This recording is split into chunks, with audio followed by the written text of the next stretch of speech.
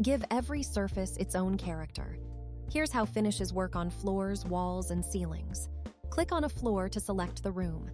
The right panel shows 3 quick slots: floor, walls, and ceiling. Pick a material for each, and the change applies to every wall around the room at once. This is the fastest way to dress a whole space.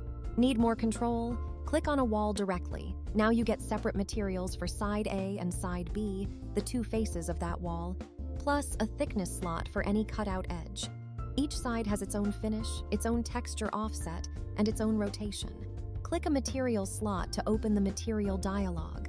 Browse by category: wood, tile, paint, concrete, fabric, and more, or search by name.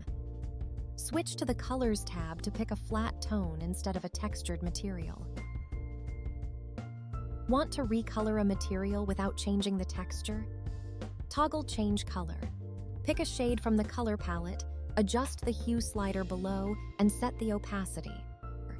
At full strength, the color replaces the material's tone.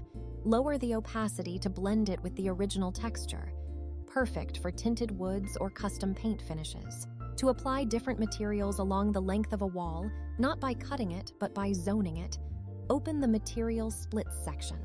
Switch to 2D view, click Edit, then click the wall at the point where you want the boundary.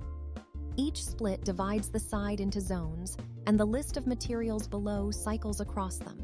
Add a second, a third, reorder with drag and drop.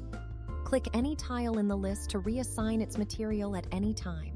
Rooms, walls, splits, 3 ways to layer finishes. Mix them, and your space starts to feel like a real place.